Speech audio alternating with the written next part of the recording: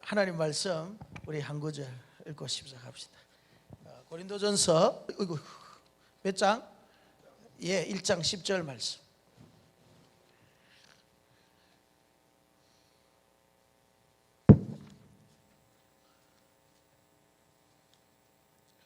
고린도전서 1장 10절 말씀 찾으셨습니까? 그러면은 우리 한 목소리로 우리 또박또박 1장 10절의 말씀 읽도록 합시다. 시작. 형제들아, 내가 우리 주 예수 그리스도의 이름으로 너희를 권하노니 모두가 같은 말을 하고 너희 가운데 분쟁이 없이 같은 마음으로 같은 뜻으로 온전히 합하라. 아멘. 옆에 계신 분하고 인사합시다. 졸지 맙시다. 뒤에 분에게도요, 졸면 깨웁니다.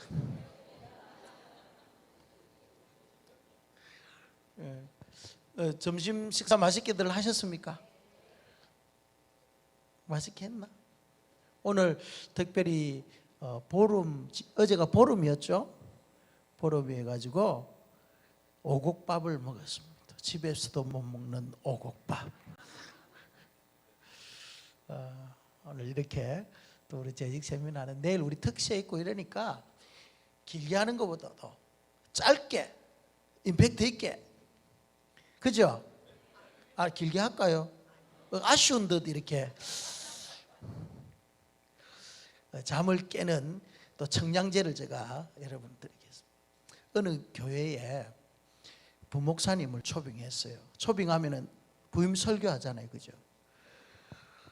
부임 설교를 시켰는데 이제 목사님이 처음 와서 설교를 딱 하려고 하니까 담임 목사님이 딱 앞에 앉아 있고 원로 장로님들 쫙 계시고 이러니까 이 부목사가 쫄아보는 거예요. 그래가지고 설교를 하려고 했던 게 캄캄해지는 거예요. 아무것도 생각 안 해요. 그래서 성도들에게 이런 말을 합니다. 여러분, 제가 무슨 말씀을 전할지 아십니까? 이래 물으니까 성도들이 뭐라고 대답했겠어요? 몰라요 이러는 거예요. 그러니까 그럼 나도 모릅니다 하고 내려오는 거예요. 여러분, 안 웃어도 좀 웃어주세요. 기가 막힌 거잖아요. 부목사 설교 시켰는데 그럼 나도 모른다고 내려엎었으니까. 다음 주 설교를 이제 했습니다. 강단에서 또 질문을 던지는 것입니다. 여러분, 오늘 제가 어떤 설교를 하실지 아십니까? 하니까 지난주에 모른다고 얘가 내려왔잖아요.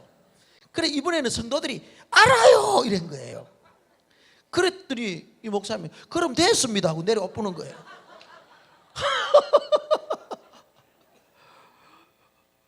기가 막히지 않아요. 그래서 모든 것이 세 번째 이제 설교를 이렇게 하러 올라갔습니다.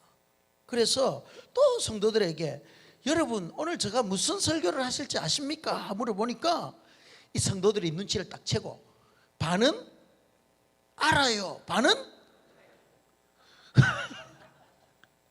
그래가지고 목사님이 여러분, 오늘 제가 무슨 설교를 할지 아십니까? 하니까 여기는 알아요 하고 저기는 몰라요 하니까 이 목사님이 뭐라고 했는지 아십니까?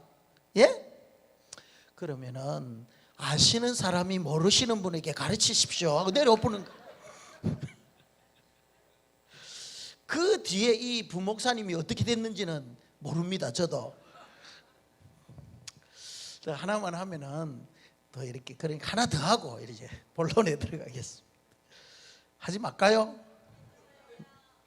천국 문을 지키던 이 베드로가 비번이었어요. 비번. 여러분, 비번이 뭔지 알죠? 하루에 쉬는 날에. 그래서 예수님이 그날따라 대신 천국 문을 지켜주는 거예요. 그래서 천국 문에 이래 도착한 사람들을 유심히 보니까 아주 낯이 익은 노인네가 있는 거예요. 그래서 그분을 보니까 야, 어디서 많이 봤어요. 그래서 예수님께서 그 노인네의 이름을 물어봅니다. 어르신, 혹시 이름이 어떻게 되십니까? 요셉입니다 이라는 거예요. 그러니까 예수님의 가슴이 이제 설레는 거예요. 어디서 많이 본 분인데 이름이 요셉이라니까 가슴이, 혹시 그러면 어르신 과거에 직업이 어떻게 되십니까? 이러면 목수였어요 이라는 거. 그러니까 예수님이 뭐 가슴이 흥분되는 거예요. 혹시 아들이 하나 있는 거 아닙니까? 이러니까 맞아요, 아들 하나 있어요. 혹시 어르신 그 아들이 손과 발에 구멍이 뚫려 있지 않았나요? 그러니까 맞다는 거예요. 그래서 예수님께서 눈물을 걸성이면서 그 노인에게 다가가가지고 아버지 안고 막 눈물을 흘리는 거예요. 근데 이 노인이 자꾸 의아해하면서 어리둥절을 하는 거예요. 그래서 잠시 고개를 갸우뚱거리면서 이런 말을 하는 거예요. 혹시 너가 피노키오니? 이렇게 무슨 말인지 이해가 안 되는 분이 있는 것 같아요. 자, 이것은 우리가 웃자고 한 거고, 이제 저는 오늘 여러분 간단하게 몇 가지만 제가 말씀드리고, 우리 교회에는요 핵심적인 4가지 가치가 있어요. 이 핵심적인 4가지 가치에 의해서 교회는 이렇게 움직여져야 되는 거예요. 이 가치를 잃어버리면은 교회가 교회 될 수 없죠. 그래서 우리 가수원 교회가 추구하는 4가지의 큰 가치가 있는데, 그 첫 번째 영역이 뭐냐면은, 여러분 캐리그마라는 말 들어보셨습니까? 캐리그마.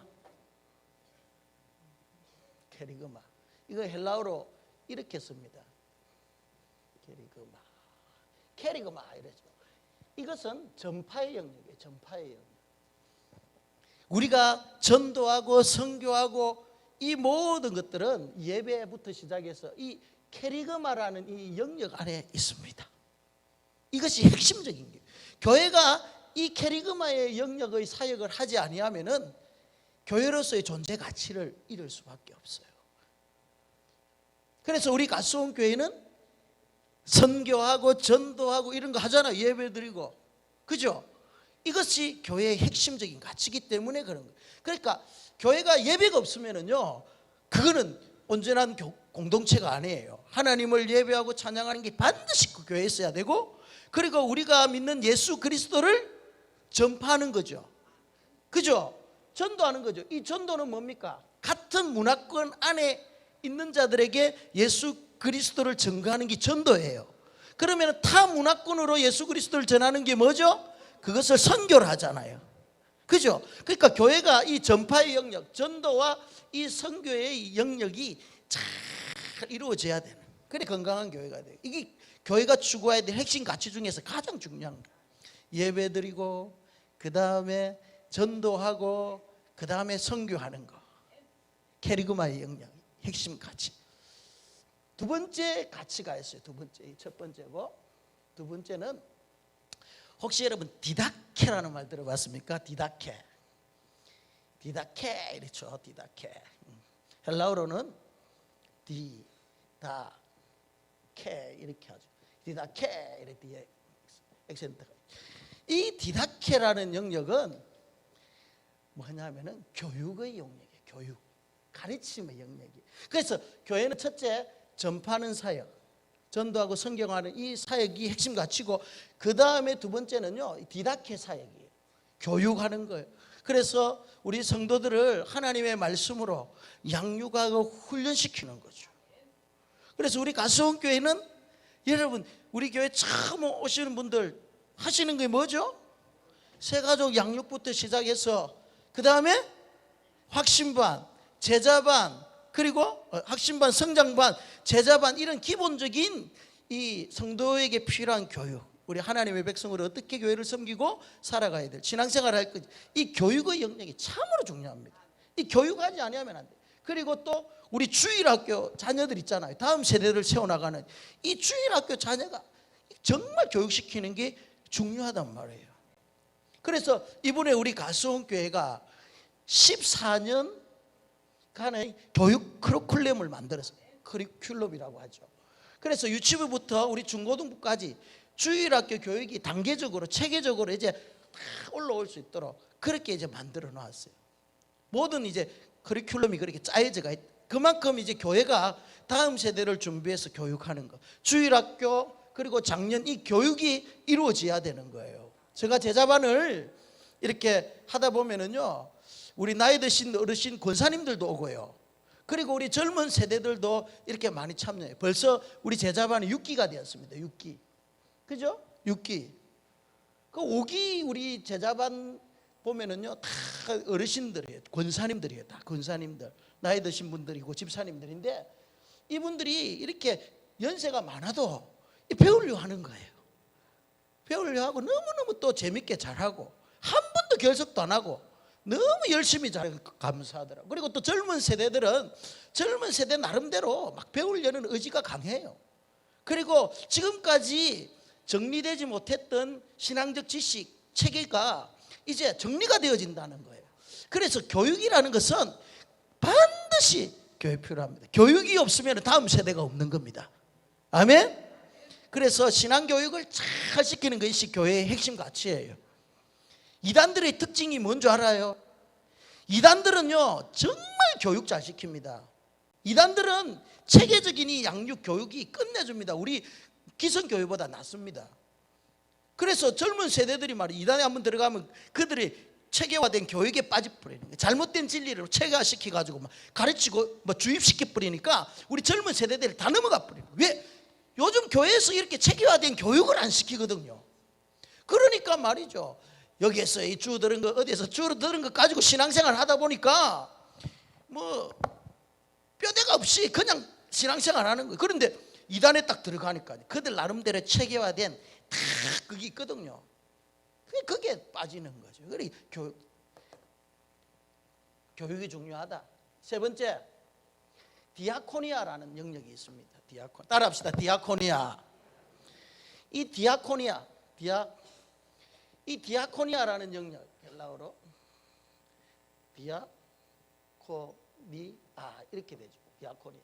이 디아코니아라는 이 영역은 봉사의 영역이에요. 봉사의 영역입니다. 교회에서 우리가 봉사하는 모든 영, 그리고 교회가 전파하고 전도하고 그 다음에 예배하고 교육하고 그 다음에 봉사하는 거죠. 여러분, 봉사해야 되는 교회에서 그리스도의 몸을 잘 세우기 위해서는 봉사를 해야 되는 거예요. 여러분, 재직을 맡았잖아요. 직분을 맡았잖아요. 그 모든 직분은 섬김의 직분이에요. 믿습니까, 여러분? 봉사해야 되는, 이 봉사는 교회 안에서 뿐만 아니라 교회의 담장을 넘어야 돼요. 교회 담장을 넘는 봉사를 또 해야 돼. 그래야지 교회가 교회다워지는 거죠. 우리 가수원교회에서 여러분 정말 이 봉사의 영역이 확대되어져 나가고 있어요. 우리 가수원교회는 정말 봉사 잘하는 교회. 제가 보니까 우리 직분자들이 요즘 현대적으로 드물게 아주 봉사를 잘하고, 권사님들도 봉사를 잘하고, 주일학교 교사들도 열심히 봉사하고, 그리고 또 지역사회를 또 잘 섬겨요. 그죠? 반찬 나눔하기 위해서 말이죠, 수요일마다 우리 집사님들 권사님들 와가지고 수고하고 기쁨으로 섬기고 또 반찬 날라주고 이런 봉사. 그리고 말이죠, 또 바자회를 해가지고 그 수익금을 가지고 나눠주고. 여러분, 우리 그 지난번에 우리 어느 분 돌아가셨죠, 목사님? 엄일원 목사님. 예, 엄일원 목사님. 이 엄일원 목사님이요, 당 때문에 너무 신장이 다 망가진 거예요. 그래서 교회를 섬기는데 힘들어가 우리 가수원교회에서 작년에 바자회를 해가지고 970만 원의 수익을 남겼어요. 970만 원 수익을 남긴 거 가지고 우리 30만 원을 플러스 해가지고 870만 원입니까? 870. 그렇게 해서 900만 원을 우리가 그 엄일원 목사님에게 전해주고 왔어. 그리고 전해주고 난 후에 그 목사님께서 아쉽게도 돌아가신 거예요. 너무 안타깝죠. 우리 가수원교회가 이렇게 바자회를 통해서 그 수익금을 지역사회에 나누고, 또 지역교회, 가난한 교회, 어려운 교회를 나누고, 이런 전부 것들이 담장을 넘는 봉사사역들이죠. 그리고 또 10월이 되면은 음악회를 하잖아요. 사실 그 음악회에 대해서 호불호가 이렇게 나눠지는데, 그래도 여러분 그 참여하는 사람들 지난번에 제가 여론을 들어보니까 너무너무 좋다는 거예요. 너무너무 좋다더라. 그래서 우리 가수원교회에 대한 이미지가 굉장히 좋아졌어요. 그래서 이런 교회 안에서 담장을 넘는 사역과 그 담장 안에서 우리 교회 안에서 이루어지는 봉사 사역, 이것들이 잘 이루어져야 되는 거예요. 그리고 우리 가수원교회는 앞으로 이런 사역들을 잘 확대해 나가야 됩니다. 그죠? 섬김과 봉사, 이 장학사업 이것도 마찬가지죠. 이 장학금을 통해 가지고 말이죠, 섬기는 거예요. 우리 교회뿐만 아니라 우리 애들뿐만 아니라 저 울타리 넘어가지고 다른 지역에 있는 애들까지도 섬기는 이런 사역들을 교회가 해야 되는 거예요. 이것이 교회가 하는 근본적인 사역의 핵심이에요. 핵심. 첫째는 캐리그마 사역, 선교하고 전파하는 예수 그리스도의 복음을 전하는 그런 캐리그마의 사역을 해야 되고, 두 번째는 성도들을 양육하고 훈련하는 이 디다케의 사역을 해야 되고, 세 번째 이 디아코니아 봉사의 사역, 섬김의 사역을 교회가 하도록 해야 되는 거예요. 그리고 마지막에 코이노니아 사역이에요. 코이노니아. 따라합시다. 코이노니아. 코이노니아. 이거 헬라어로 하면은요,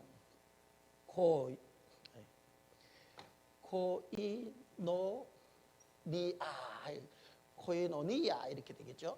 이 코이노니아 사역을 해요. 이 코이노니아는 따라합시다. 교제. 그러니까 이거 보세요. 교회가 이제 추구해야 될 사역의 핵심 가치가 크게 이제 네 기둥이 세워졌죠. 그죠? 전파하고 선교하는 거, 예배하는 이 영역과, 그 다음에 교육과 양육의 영역, 가르침의 사역이죠. 그리고 난 후에 뭡니까? 봉사와 섬김의 사역이죠. 마지막에는요, 교제예요. 우리 성도들은 그리스도 안에서 한 지체잖아요. 그 지체이기 때문에 여러분들이 서로 연관이 있어야 돼요. 서로 교제를 나눠야 돼요. 목장에서 교제 나누죠. 그죠? 또 교회 안에서 이런저런 모임을 통해서 성도 간의 교제를 나누잖아요. 같이 떡도 떼고 같이 밥도 먹고 형제처럼 지내는 거. 이럴 때 교회 공동체가 온전해지는 거죠. 그래서 교회가 추구하는 이 사역은 크게, 이거보다 이제 세분화하면 더 많겠지만은 큰 네 가지의 기둥은 캐리그마, 전파, 선교하고 전도하는 것, 예수의 생명을 전하는 사역, 그 다음에 가르침과 양육하는 교육의 사역, 세 번째는 봉사와 섬김의 사역, 마지막에 교제하는 사역. 이것이 교회의 핵심 네 가지 가치입니다. 앞으로 우리 가수원교회는 이 네 가지 본질적 사역을 추구하기 위해서 우리는 달려나갈 것입니다.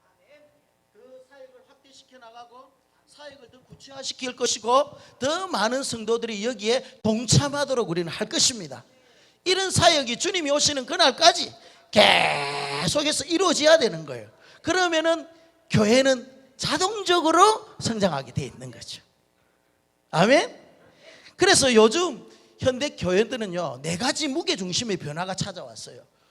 이전에 교회의 패러다임과 지금 현대적 교회의 패러다임은 이제 달라지고 있어요. 그러니까 30년 전, 40년 전에 교회를 이끌고 갔던 그런 패러다임으로 지금 21세기를 가는데 그대로 적용하면은요, 교회는 고리타분하고 교회는요, 성장이 없는 거예요. 그러니까 패러다임의 전환이 있어야 되는 거죠. 이 지금 기타 끈 거죠? 기타 덥군요. 이게 쫙 비치니까 그렇구나.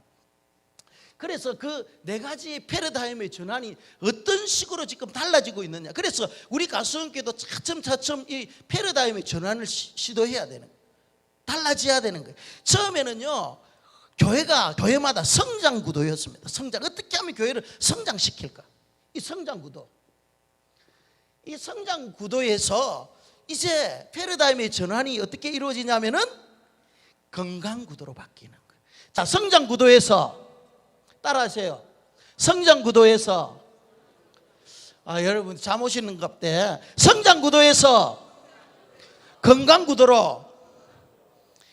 여러분, 자, 교회가 건강하면은 그 결과가 성장하는 거예요. 여러분, 건강한 아이는 성장하게 돼 있죠. 맞죠? 그런데 건강한 것보다 성장을 막 위하면은요, 비만이 찾아옵니다. 그죠? 애가 말이요, 10살밖에 안 됐는데 몸은 비대해지가지고 막 14살, 15살 막 청년처럼 그래 되면 이거는 문제잖아요.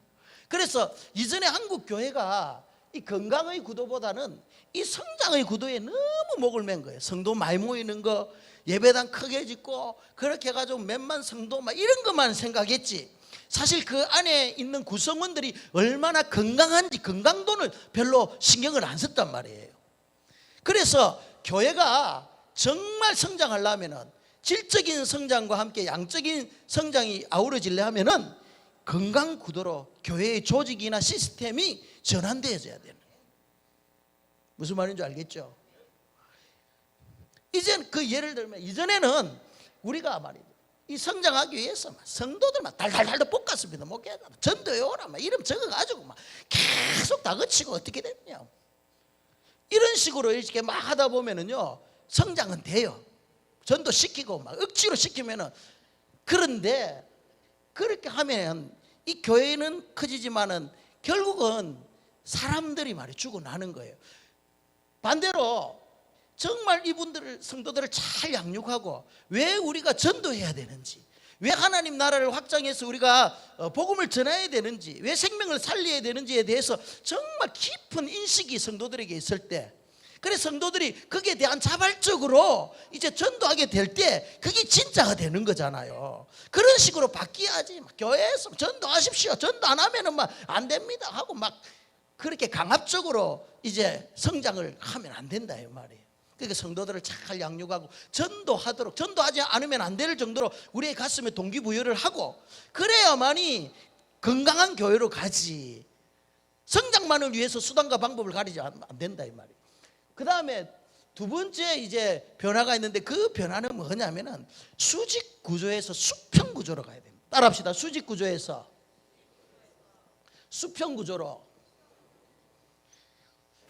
교회가 이전에는요 구조 자체가 위에서부터 담임 목사 그죠, 당회자, 그 다음에 뭐 이런 식으로 목사, 장로 뭐 이렇게 수직 구도의 개념이 있었어요. 이것은 정말 주님의 몸된 교회에 대해서 우리가 잘못된 생각, 오해였어요. 그러니까 제 교회에서 높으신 분은 막 목사님이고 막 그 다음에 장로님이고 막 이런 식으로 우리가 생각을 하니까 교회가 뭐 계급화되어지는 거예요. 계급화되니까 교회가 권위적으로 변하는 거예요. 그런데 오늘날은요 이 수직 구조에서 모두 다 수평 구조로 이렇게 전환되어져야 돼요. 전환되어져야 되는 거예요. 이전에 제가 저 부산에서 부목사 시절 때, 그때 저 나이가 한 35 정도 됐죠. 부목사. 주일학교를 담당하는 전도사님이 신학을 늦게 해가지고 저보다 나이가 훨씬 많았어요. 그분은 나이가 40이 넘었어요.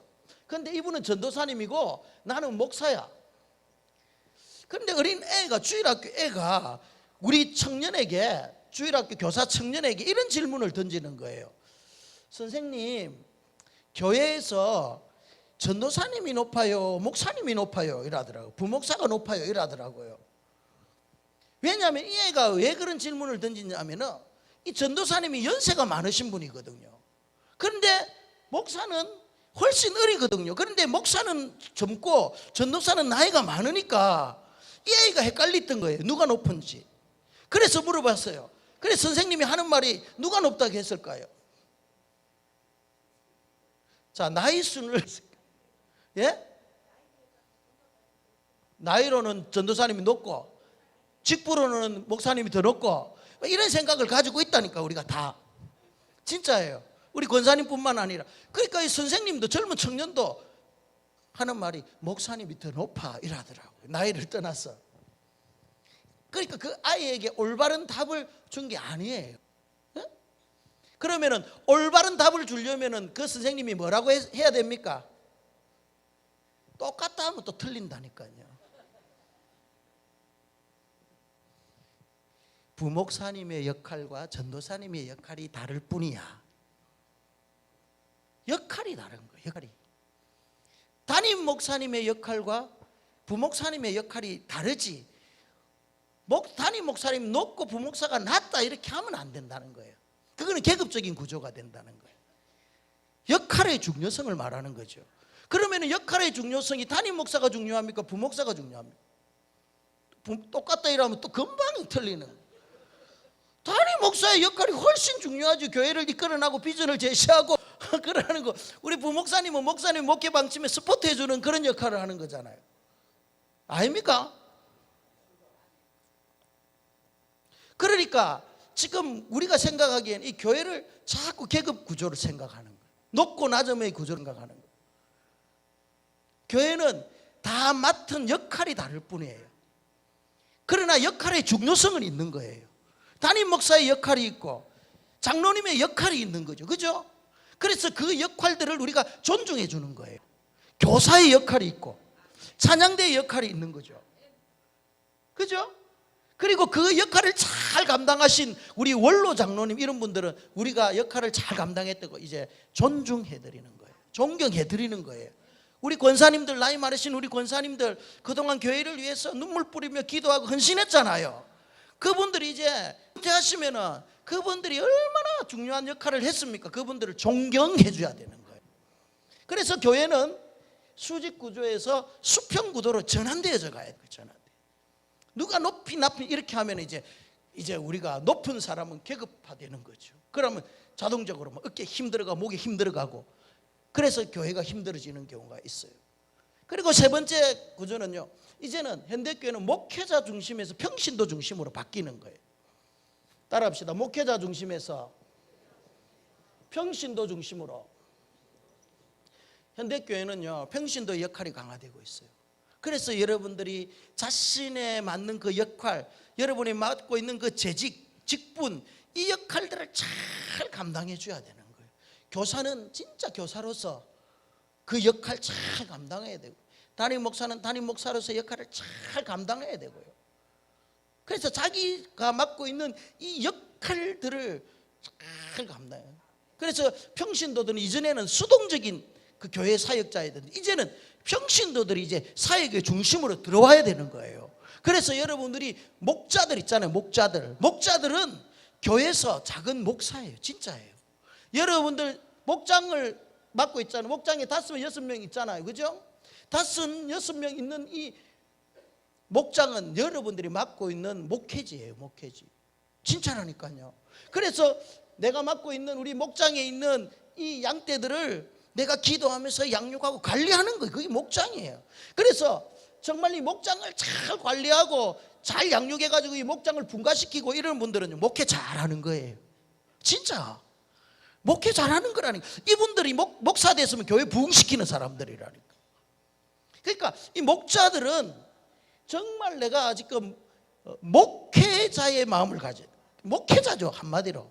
그래서 여러분들이 맡고 있는 이 목장을 주님의 마음을 가지고 섬길 때 진짜 되는 거예요. 그래서 목회자 중심에서 평신도 중심으로 이래 사역이 이렇게 이제 무게 중심이 이제 가야 되는 거예요.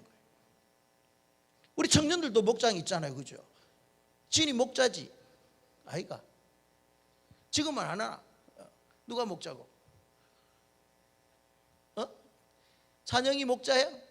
찬영아, 거기 있구나. 찬영이, 니는 작은 목사야, 목사. 너가 셀 그 몇 명이야? 9명이야, 벌써. 원래 9명이었나? 원래 9명 내가 목회한다고 생각해야 되는 거야. 여기에서 잘해가지고 분가를 시키면 네 목회 잘하는 거야. 여러분, 다른 분들도 마찬가지예요. 그래서 목회자 중심에서 평신도 중심으로 이제 전환이 되어져 가고, 그 다음에 이전에는 우리 교회가 막 직분 중심이었어요. 그죠? 직분 중심이었잖아. 목사, 장로, 권사 이 직분 중심이어서 이제는 이런 직분 중심에서 이제 어떤 중심으로 가냐면 은사 중심으로 넘어가야 돼. 은사 중심으로. 정말 여러분이 그래서 직분과 은사가 잘 맞아야 돼. 그죠? 예를 들어 교사의 직분을 받았는데 이분에게 가르침의 은사가 없다면 이분은 교사하면 됩니까? 안 됩니까? 교사로서의 직분을 받았는데 애들 가르치면 다 자빠지 자는 거라. 이러면은 이거 직분은 교사를 받았는데 은사는 아닌 거예요. 맞죠?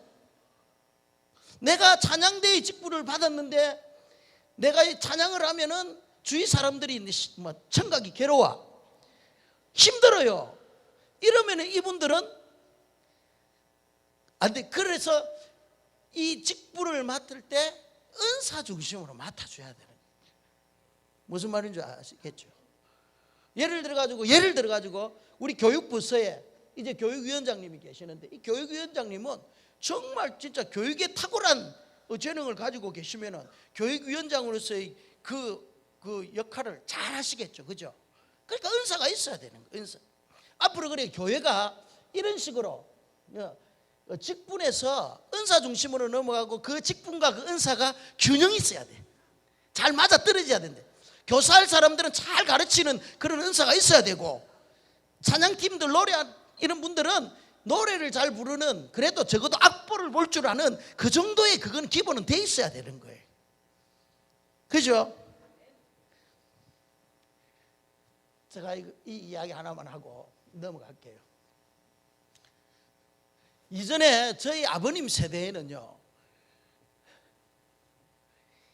이 직분 중직을 받으면 그 복 받는 수단이라고 생각했습니다. 진짜입니다. 저희 그렇게 해가지고 교회에서 중직되면은요, 안수집사 되고 우리 아버지 때, 그 다음에 장로님 되는 거. 이거 그때 안수집사 선발할 때 우리 아버지가 4표 차이로 떨어졌어요. 가야제일교회에서. 그때 우리 식구들이 아무도 안 갔어. 교회 투표하는 날. 그때 우리 식구가 많았잖아요. 우리 아버지 4표 차이로 떨어지고 와가지고 우리 뒤지게 맞았다니까. 왜 너희들이 와서 투표를 안 했는지. 그래 안수지. 왜? 너희들이 아버지가 받을 복을 못 받게 했다. 이런. 와, 아직까지 기억난다. 여러분, 안수집사 되는 게 복 받는 길입니까? 물론 안수집사로서 역할을 잘하고 충성된 종으로 하면은 하나님께서 보너스로 복을 주잖아요. 그런데 복을 받기 위해서 안수집사 된다는 이건 접근이 잘못된 거잖아요. 안 그렇습니까? 그래가지고 우리 아버님이 나중에 국방대학원교회에서 안수집사가 됐어요. 안수집사가 돼. 그리고 난 후에 다음 코스가 뭡니까? 장로님이 이제 되겠다 하는 거예요. 그래, 그때 내가 신학을 할 때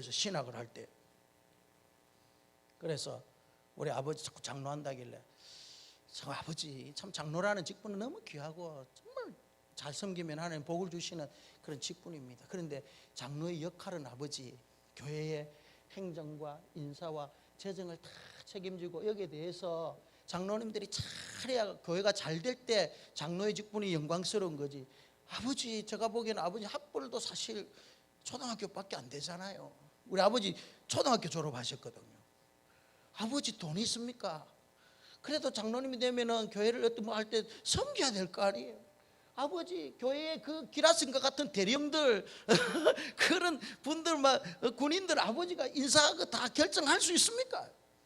이 세 가지 일들이 장로님으로서 차례가 교회를 잘 세워나갈 때 장로님으로서 존경을 받는데, 제가 봤을 때는 우리 아버지 이게 안 되면, 아버지는 정말 기도 열심히 하고 안수집사로서 열심히 하는 게 최고의 직분입니다. 제가 우리 아버지한테 딱 건의했습니다.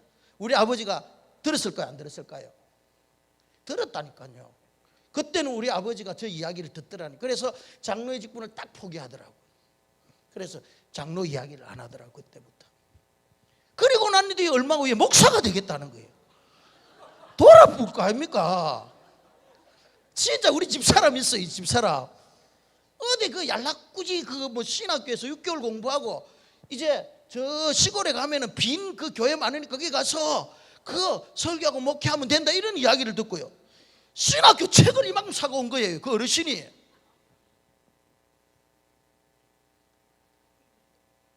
자신이 있다고요. 우리 아버지가 나이가 몇인데 그때 60 넘었는데. 그래가지고요, 제가 우리 어머니한테 엄마 도망가라. 그래, 우리 어머니 아버지 신학 간다니까 우리 집으로 도망한 거예요. 울산에 있을 때 우리 집으로 도망하고 일주일 동안 숨어 지내는 거예요. 그래, 우리 아버지는 놀래가지고 우리 어머니 없으니까 찾아다니고. 그래, 저한테 전화가 온 거예요.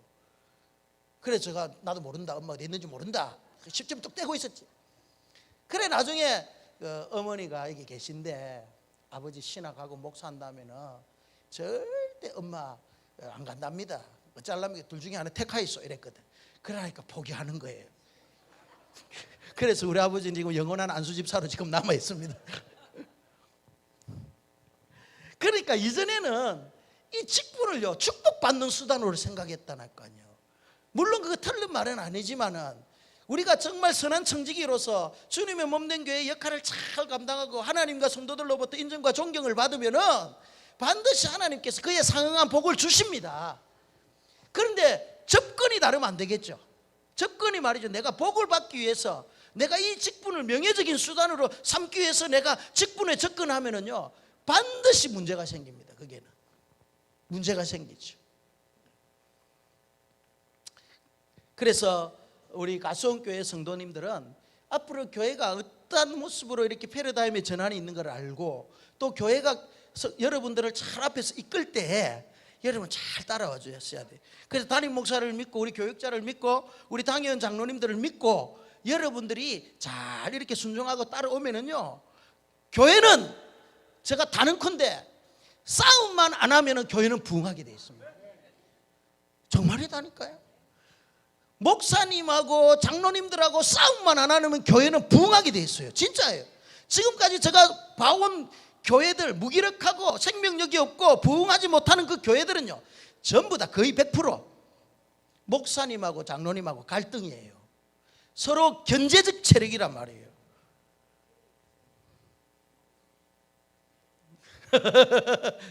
우리 교회는 안 그렇는데 대부분의 교회들이 이 당회원과 당회장의 갈등이에요. 그래서 어떤 교회는 가면은요 한 달에 한 번씩 당회를 하는데 이 목사님이 당회를 갔다 오면 몸살을 앓는 거예요. 3시간 4시간씩 이렇게 하는 거예요.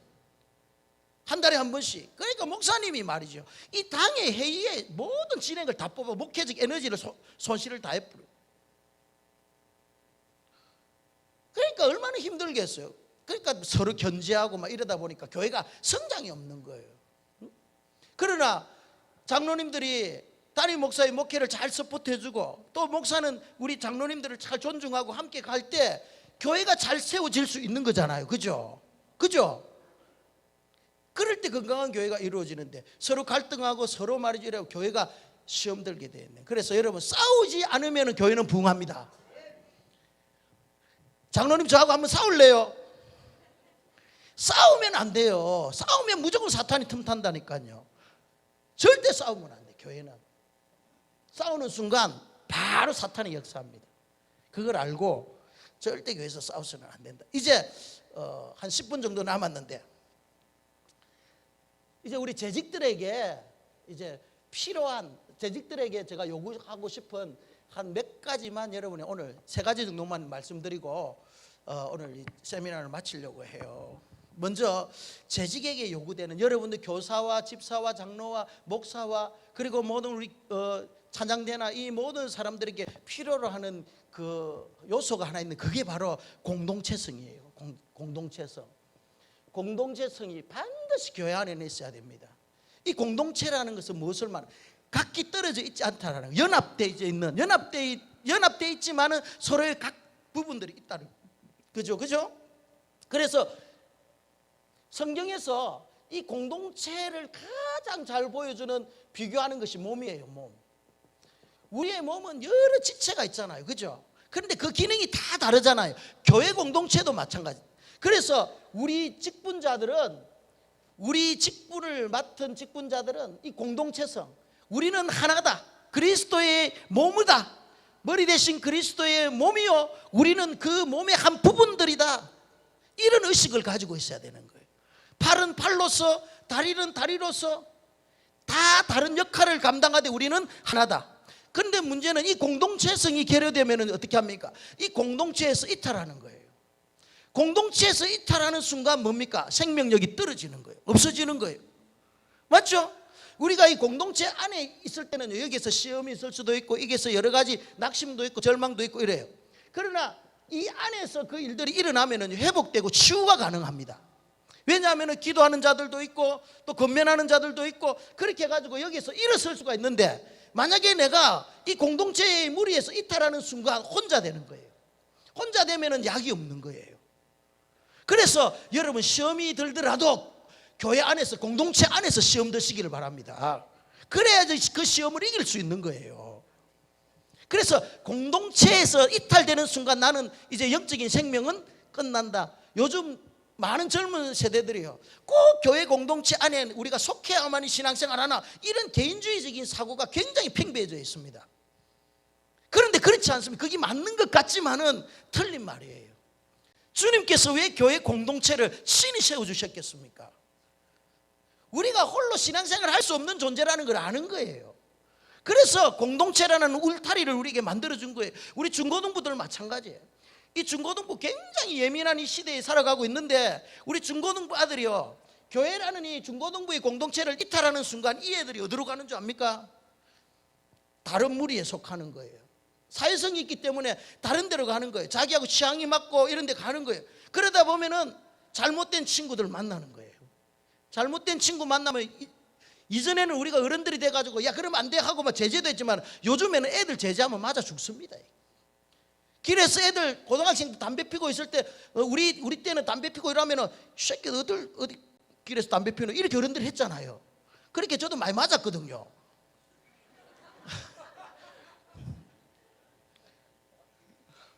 그런데 오늘날 담배 피고 있는 애들 그 세 사람 모여 있는 데 가가 자식들이 어디 담배 피노 이러면요, 아저씨가 뭔데 우리 담배 피노 이러면 온다니까. 진짜요. 그렇게 그 시바면 아들이 말이죠, 구타해보고 도망가 버리고. 그러니까 지금 요즘 아들은요, 럭비공이에요. 럭비공 알잖아요, 장로님. 럭비공은 어디로 튈지 모르는 거야. 그런데 중요한 사실은 우리 중고등부 아이들이 말이죠, 공부 안 하고 막 놀고 그래도 교회 울타리 안에서 놀잖아요. 그러면 소망이 있는 거예요. 아멘. 그래서 우리 주일학교 애들이 말이죠, 교회 공동체 안에서 계속 살아가는 법을 알아야지. 밖에 나가면 죽는다. 요즘 시대 풍조가 아이들 다 망치게 되어 있습니다. 그래서 교회 안에서 건전한 문화, 그리고 건전한 놀이 문화, 이런 것들, 기독교 문화를 잘 애들에게 가르쳐야 되고, 교회 안에서 좋은 교제권을 형성할 수 있도록 우리 기존 성도들이 자녀들에게 그걸 배려를 해야 되는 거예요. 우리 교회처럼 말이죠, 저 놀이터를 만들어주고, 애들이 교회에서 놀잖아요. 그죠? 탁구장 만들어주면 이게서 탁구 치고, 수영장 있으면 수영장 교회 안에서 노는 거예요. 밖에서 한번 나가보세요. 아들 수영하고 나가 다른 데 가지. 그래서 교회 안에 있는 공동체성을, 우리는 한 몸이다, 이게서 떨어지면 우리는 죽는다라는 그러한 급박한 그런 마음을 우리가 가져야 되는 거예요. 그런데 이 공동체를 우리가 보면은요, 딱 두 가지의 종류가 있는데, 첫째는요, 병든 공동체가 있어요. 병들어 있는 공동체와 건강한 공동체로 딱 나눠집니다. 교회는. 이 병든 공동체는요, 이 병든 공동체의 특징이 첫 번째는 뭔지 알아요? 산무가 있어요. 산무. 세 가지가 없단 말이에요. 세 가지. 그 첫 번째가 뭔지 압니까? 첫째는 무관심이에요. 무관심. 병들어 있는 교회 가면은요, 무관심합니다. 옆에 누군지도 몰라.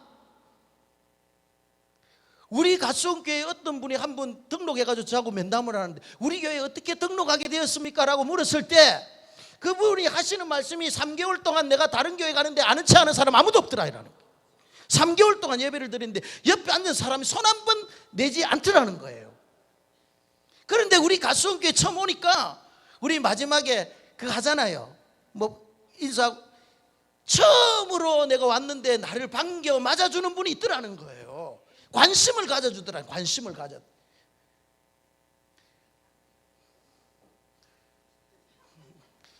우리 장로님들 팬이네. 무관심. 교회 가면은요, 병든 교회 공동체 가면은 두 가지의 배가 가는 줄 알죠? 두 종류의 배가 가요. 뭔지 알아요, 장로님? 오는가 배, 가면 가는가 배, 두 종류의 배가 이렇게 간다 하더라고. 무관심하다. 그러니까 성도가 오거나 가도 관심이 없다라는 거예요. 관심이 없다는 거예요. 내 옆에 누가 앉아 있는지도 관심이 없는 거예요. 관심이 없는. 그런 교회는 병든 공동체예요. 무통 무의식, 산무, 무통, 의식, 무의식, 무통. 이거 뭡니까? 자각 증상이 없다라는 거. 내가 지금 아프다라는 걸 모르는 거예요. 내가 지금 문제가 있다라는 걸 모르는 거예요. 그게 병든 공동체의 특징이에요, 여러분. 그렇죠? 우리 교회가 지금 병들어 있는지 건강한 교회인지도 자각 증상이 없는 거예요. 그걸 모르는 거야. 그러니까 계속 병이 깊어지는 거예요. 이 병든 공동체의 특징, 산무 현상이 나타난다. 두 번째는요, 병든 공동체의 특징은 끼리끼리 문화예요. 끼리끼리.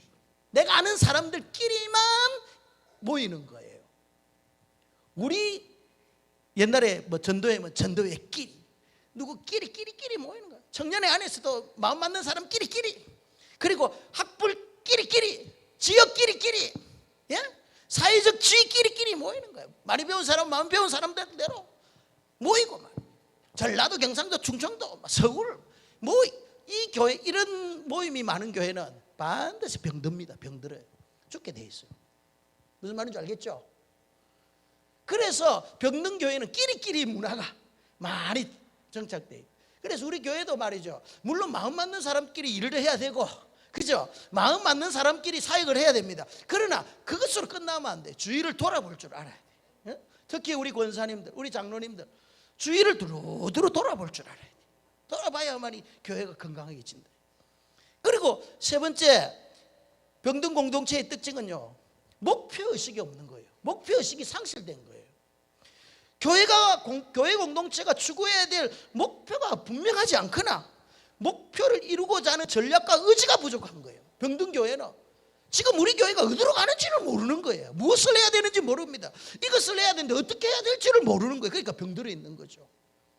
그래서 우리가 해마다 목표 정해놓고 말이죠, 주일 성수 1000명 될 때까지, 새벽기도 용사 300명 될 때까지 목표 정해놓고 달려가는 거예요. 되든 안 되든 목표를 정해야 될 거 아니에요. 목표 없이 우리가 어디로 가겠어요? 그러니까 병든 교회의 특징은요, 목표의식이 없네요. 목표의식이 없고, 목표에 대한 전략적 접근이 없고, 목표를 이루고자 하는 의지적 결단이 없는 거예요. 그러니까 맨날 그 자리. 그리고 네 번째는요, 통일성이 부재된 거예요. 통일성. 오늘 우리가 읽었던 본문만, 너희가 같은 말, 같은 마음, 같은 뜻이 같아야 돼. 교회는요, 예수 그리스도를 중심으로 모든 지체들이 통일성을 가지고 움직여야 돼요. 물론 각자의 개성이 있습니다. 각자의 기능이 다르지만은 그 모든 기능들이 취합돼 가지고 머리 대신 예수 그리스도를 통해서 통일이 돼야 됩니다. 그래야 교회의 근본적인 사역과 비전을 이루어 나가는 거잖아요. 그런데 팔과 다리가 따로따로 놀면 안 되겠죠. 마찬가지죠. 그래서 병든 교회는요, 이와 같은 통일성이 없는 거예요. 뭘 지시를 하면 안 듣는 거예요. 따라오지를 않는 거예요. 우리처럼 여러분 내일 특별 새벽 기도합니다, 모이세요 이러면 막 애들부터 시작해가지고 발박을 모이는 게 통일성이에요. 만약에 병든 교회는 목사님 열심히 하세요, 나는 집에서 기도할 테니까, 이래야 된다니까요. 진짜 이런 교회의 병든 교회의 특징이기라. 그러면 반대로 건강한 교회는 어떤 특징이 있습니까? 첫째, 생명력이. 교회 안에는요, 공동체이기 때문에 이 공동체에 생명이 있어요. 생명. 보이지 않는 역동적인 힘이 있단 말이에요. 우리 가수원교회가 여러분 생명력이 있는 교회 공동체가 되기를 바랍니다. 예. 그러면 그 공동체에 생명이 있는가 없는가를 뭘 보면 알겠어요? 제가 교회에 한 번씩 이렇게 설교로 가잖아요. 가면 이 교회가 살았구나 죽었구나 딱 바로 알 수 있는 게 있어요. 뭐겠어요? 예? 그것도 맞습니다. 목사님이 설교할 때 아멘 아멘 하고 반응하고 이런 데는 살아있는 교회더라고요. 근데 목사님이 아무리 해도 막 반응도 없고 이런 교회는 사실 침체되어 있는 교회. 그거보다 더 중요한 거는요, 성도들의 찬양이 살아있는가, 이거 봐야 돼요. 살아있는 교회는요, 여러분들의 찬양이 살았어요. 그러니까 여러분이 부르는 그 노래에 생명력이 전달되어져요. 그 생명력이 전달되어져 가지고 정말 뭉클하는 마음이 생긴단 말이에요. 그리고 통성기도를 시켜보면 알아요. 통성기도를 시켜보면 이 통성기도가 끊이지 아니하고 30분 이상 계속 연결되는 교회는 살아있는 교회, 생명력이 있는 교회예요. 그런데 주여 한번 하고 1, 2분 만에 기도의 불꽃이 확 꺼지잖아요. 그러면 그 교회는요, 영적인 생명력이 지금 약화되어져 있는 거예요. 이거는 단적인 예예요. 단적. 그거로 다 표현할 수 없지만은, 그러니까 교회는, 건강한 교회는 첫째 생명력이에요. 생명력. 죽은 코끼리, 그 거대한 코끼리는요 물에 떠내려가잖아요. 그러나 살아있는 조그만 송사리는요 그 거센 물결을 거슬러 올라가는 거예요. 이거 무엇의 차이입니까? 생명력의 차이죠. 생명이 있으면 거슬러 올라가는 거예요. 그러나 교회가 생명이 없으면 시대의 조류에 밀려가 떠내려가는 거예요. 교회는 무기력해진단 말이에요. 그래서 교회는 생명력이 있어야 된다. 건강한 교회 공동체는 생명이 있어야 된다. 두 번째는 이제 비전을 공유해야 되는 거예요. 모든 성도들이 같은 말, 같은 뜻, 같은 마음을 품고 나가야 되는 거예요. 목사님이 전하는 말과 장로님이 전하는 말이 다르면 안 되는 거예요. 목사님이 기도하는 기도의 내용과 우리 장로님들이 기도하는 내용이 다르면 안 되는 거예요. 우리 머리 대신 예수 그리스도께서 이 교회 담임 목사를 이광진 목사를 세웠고 영적 권위를 주셨잖아요. 그래서 교회를 이끌어 나갈 비전을 주시고, 그리고 우리 장로님 그 비전에 동참하고 우리 성도들이 그 비전에 이끄는 것이 교회잖아요. 그렇다면 같은 말, 같은 마음, 같은 뜻을 품어야지 이거 살아있는 교회가 되는 거예요. 위에서 막 우로 갑시다 하는데 말이죠, 밑에서는 좌로 가 이러면 교회가 되겠습니까? 안 되지. 이래 되면 그 교회는 뭐다? 건강하지 못한 거예요. 병든 교회예요. 그리고 세 번째, 교회는요, 건강한 교회는 문제 해결의 능력이 있어야 돼요. 문제 해결의 능력. 교회마다 문제가 없는 교회가 없거든요. 그죠? 그런데 건강한 교회는, 건강한 교회 공동체는 문제가 있을 때 그 문제를 지혜롭게 잘 해결을 합니다. 그런데 건강하지 못한 교회는 문제가 있으면 그 문제 때문에 교회가 파괴되어지고 분열되어지는 거예요. 사도행전 6장에 보면은요, 초대교회에 정말 중요한 문제가 하나 생깁니다. 헬라파 가부와 히브리파 가부가 말이죠, 서로 소외 현상이. 그 헬라파 가부는 자기가 구제해서 자꾸 빠지는 거예요. 그러니까 교회 안에서 자꾸 어떻게 됩니까? 구제의 문제 때문에 갈등이 생기잖아요. 이 갈등이 이제 첨예하게 대립되었을 때 사도들이 뭐라고 합니까? 이 문제를 어떻게 하죠? 해결을 하려고 노력하잖아요. 그래서 누구를 세웁니까? 7분의 안수집사를 세우잖아요. 7분의 안수집사를 세워가지고 그 구제하는 일들을 그들에게 맡기고 사도들은 자신의 본질적 사역으로 돌아갑니다. 기도와 말씀 전하는 일에 전무합니다. 그랬더니 초대교회가 그 문제를 극복하고 어떻게 되죠? 부흥하잖아요. 그때부터 교회는요, 반드시 하나의 산을 넘어야 돼요. 교회가 부흥할 때는 그냥 직선적으로 부흥하는 게 없어요. 한번 딱 와가지고 정점이 있으면 내려갔다가 시험을 극복하면 또 올라가고 내려갔다 또 올라가고 이러면서 교회가 계속 하는데, 딱 어느 순간에 교회가 이 문제를 해결하지 못하면 이게 정체가 딱 돼가지고 올라갈 수가 없는 거예요. 그래서 시간이 흐르면 자꾸 내리막 가는 거죠. 이게 정체 현상 나타나는 거예요, 교회가. 그래서 여러분, 우리 중직들, 특히 직분자들은 교회의 어떤 문제가 반드시 있습니다. 이거는 없는 교회가 없어요. 여러 가지 문제들이 있는데 이 문제를 어떻게 여러분들이 성경적으로 지혜롭게 잘 해결하느냐에 따라서 그 교회의 건강도가 결정되어지는 거죠.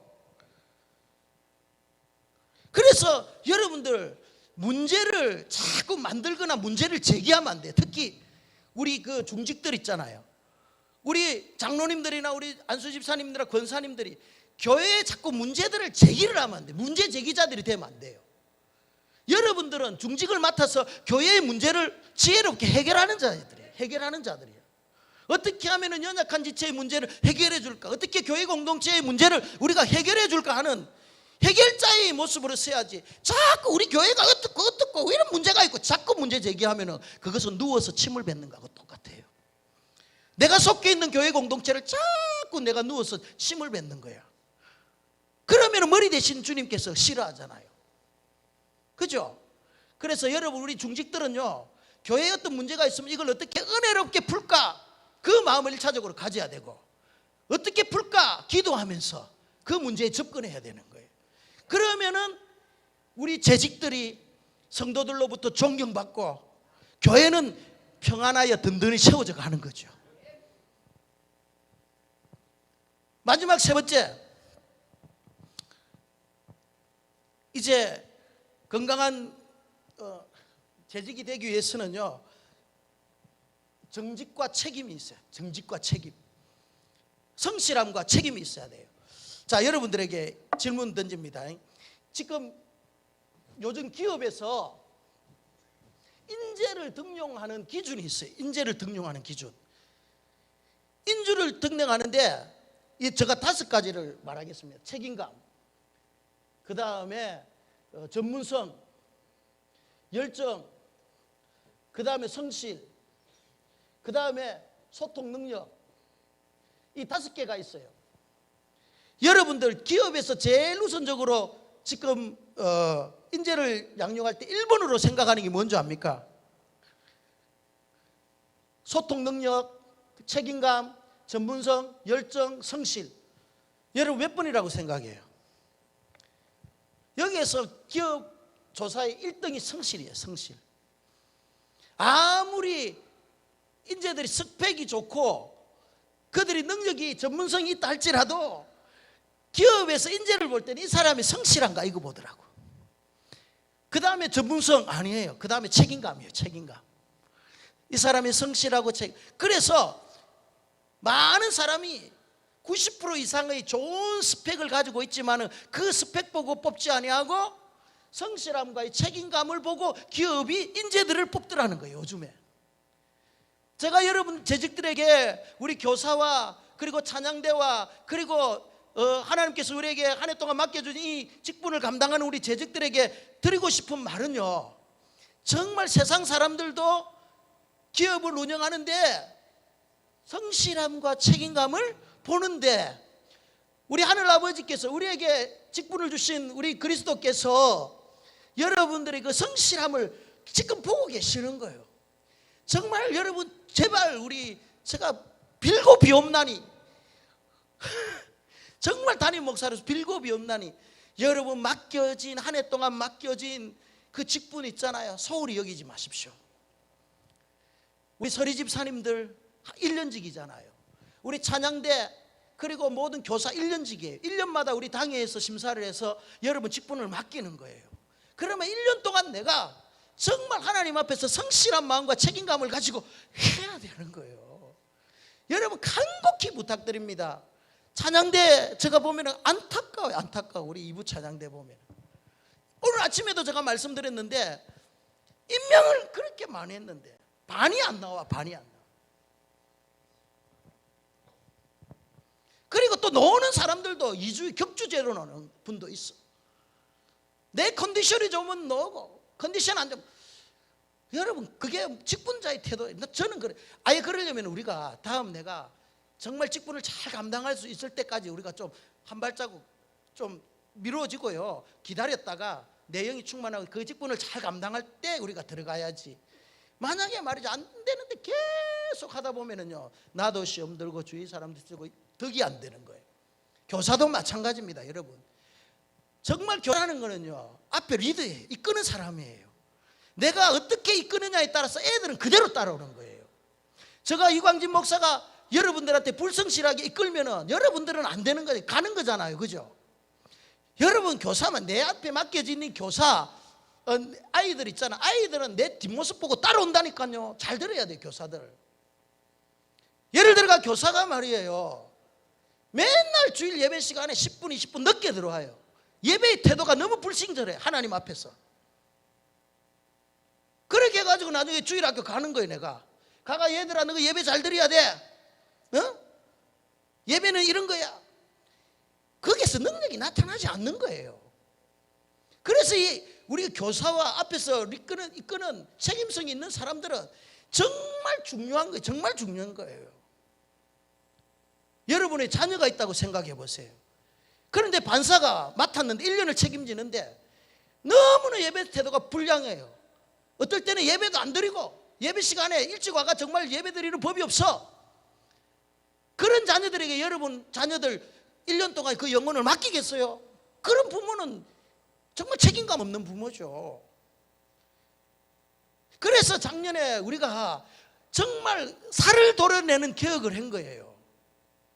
여러분들이 살고 교회 공동체가 살고 우리 자녀들이 살기 위해서는요 먼저 우리 교사와 그리고 우리 재직들이 살을 깎아내는 살을 떼내는 그런 아픔을 우리가 감수하지 않으면 안 되기 때문에 그래야만이 다음 세대가 바로 세워진다니까.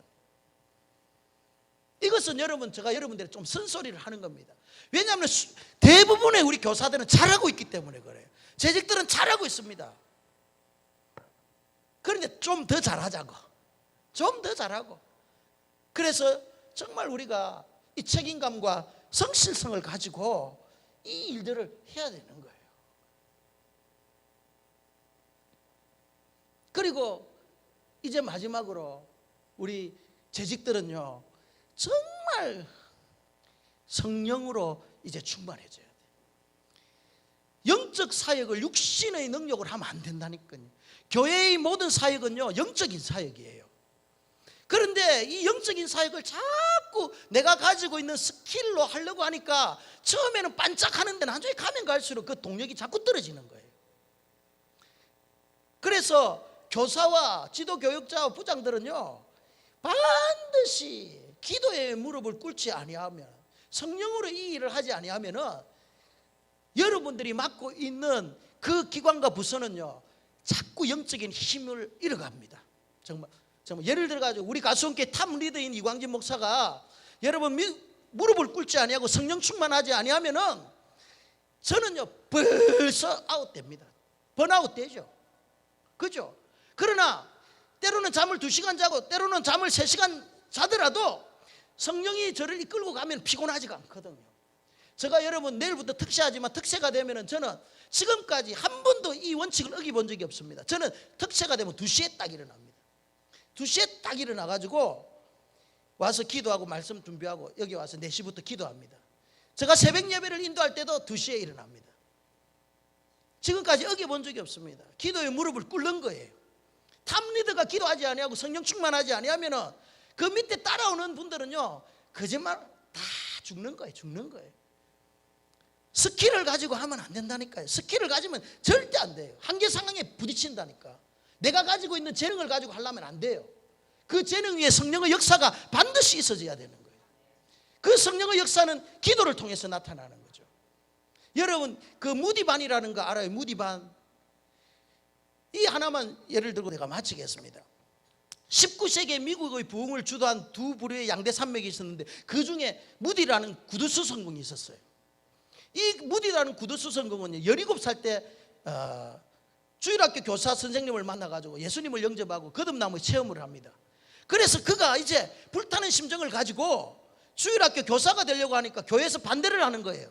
너는 초등학교밖에 졸업 안 했고 초등학교도 졸업 안 했고 너는 지금 구두수 성공이라는 직업을 가지고 어떻게 아이들을 지도하겠느냐 이런 거예요.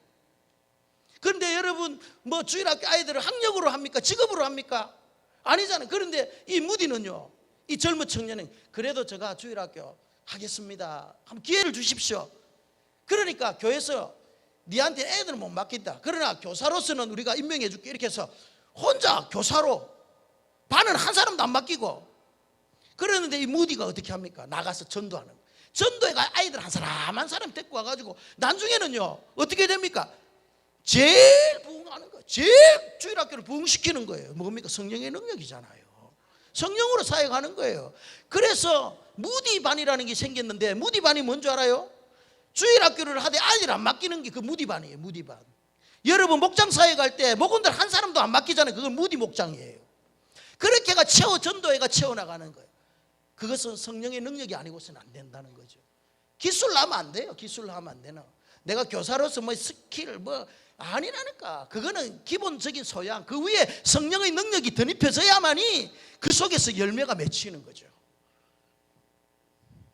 그래서 여러분 성령으로 기도하고 맡겨진 우리 직분 정말 여러분 성실하고 책임감 있게 잘 감당하시는 우리 가수원교회 성도가 되기를 주님의 이름으로 축원합니다.